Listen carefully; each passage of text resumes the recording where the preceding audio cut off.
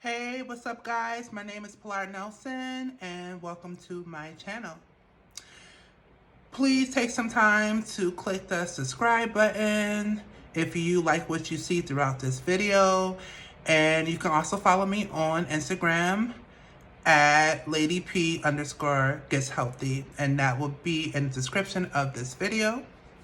So I want to start the beginning stages of documenting my weight loss journey. This YouTube channel is going to be focusing on primarily my weight loss journey, but it's also going to be focusing on different elements of health. Please excuse the background noise. My washer machine is going as I'm doing some laundry. Anyway, this channel is going to be focusing on my health journey, primarily focusing on my weight loss journey. So I want to introduce you to kind of where I'm currently at in my weight loss journey through a story. So last year, around February 2020, maybe early March 2020, I was at my OBGYN doctor getting a checkup for my annual. I try to be on top of all my doctor's appointments, especially when it comes to the OBGYN, because I have been diagnosed with PCOS, and I was diagnosed with that in my early mid-20s. And I also have a lot of the symptoms associated with PCOS, one of them being irregular periods. So I get my periods every 3, 4, 5, 6 months. It varies. Typically, when I do get a period, however many months that I miss, I would then make up for it in weeks when I do get my period. So for example, if I miss 6 months of not having a period, I'll have my period for 6 weeks. And that has happened before, unfortunately. It's not a great experience. And the same thing can apply. Like if I miss my period for 3 months, I finally get it, I'll have it for 3 weeks. And it can vary to being very heavy flow or a moderate flow. A lot of that is depending on where my weight is, where my stress levels is, and also what I'm eating and putting in my diet. My diet. Ooh, girl, get your words right. In my diet. So currently, I am on a strict plant-based diet. I eat about 1 to 2 meals a day, never going over 1,500 calories, and typically I eat a combination of raw, cooked veggies. I eat a lot of spinach and kale. Sometimes I might incorporate beans, but I try to be mindful of beans because they can be very fatty and very starchy, I should say. Very starchy. And then I might occasionally eat some tofu and fruit every now and then, being mindful with fruit because fruit is high in sugar. So I try to eat a lot of berries. Occasionally I might allow myself to have a banana or to have some mango or something like that, or pineapple or an apple. But I have to be careful about fruit because of the sugar intake. That being said, going back to my story, so I'm at my OBGYN doctor, and the nurse comes and gets me and she weighs me, and she can't weigh me on the scale. I'm not surprised because I've been over 300 pounds since I've been in high school. I've been a size 20, 22, 24 since I've been in high school. Fun fact, I was also an athlete throughout my 4 years of high school. So I played on the basketball team. I was recruited primarily because I'm tall. I stand at 6'3". I also do the shot put and on the track and field team at my high school. So even being active, I was still a big girl. So I knew that when I decided that I needed to do something about my weight, like you have to stop pretending like this doesn't matter. You have to get control over your weight now. I had an understanding that a lot of it was going to be based off of my diet.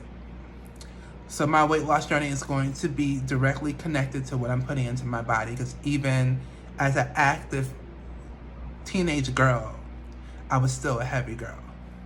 So after my appointment, going back to my story, I buy a specialty scale that goes over 550, and I'm shocked. I'm driving home. I'm upset. I'm disappointed. I knew I was a heavy girl, but I did not think that I was over 500 pounds. And it's like, really, Pilar? 500 pounds? Really? Really? Granted that I had a lot of childhood trauma. came from a dysfunctional background, dysfunctional family. Not to make excuses, but that all contributes to me keeping that weight on me. And dealing with a lot of pain growing up. But I had to take responsibility for who Pilar is as an adult. Currently, I'm 30, but at the time I was 29. It was like, you can't make excuses anymore. You have to get this together. Your weight is out of control, and if you do not take hold on all your problems will deal with you. And when I finally got the specialty scale, going back to the story, I weighed in at 515.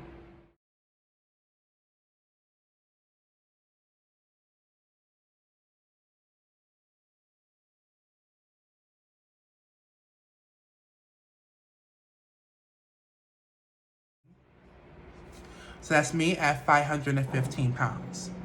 Like, I feared that if I attempted to try to lose the weight, I would gain it back like I did before. And I've tried numerous times to lose weight and was successful, but did not keep it off. So I decided to do my research this time and to really commit to it.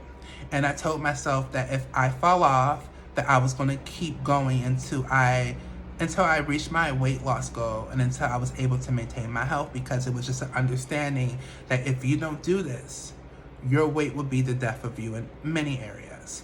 Mind you, like when you are an obese woman, it makes everything harder, from daily tasks to trying to find clothes in different areas in your life, love, career, and then some. Matter of fact, I can't think of any pluses of being an obese woman or being a heavier woman, with the exception that people may be reluctant to start a fight with you because of your size. They might figure that, hey, she might be able to beat me up. But if we're thinking about that in a deeper context, it's a horrible feeling. This is my personal opinion. It's a horrible feeling as a woman to think that the men around you, or people around you in general, do not think that you are in need of protection because of your size. So therefore they treat you accordingly. I would not wish that on none of my enemies. I wouldn't wish that for anyone.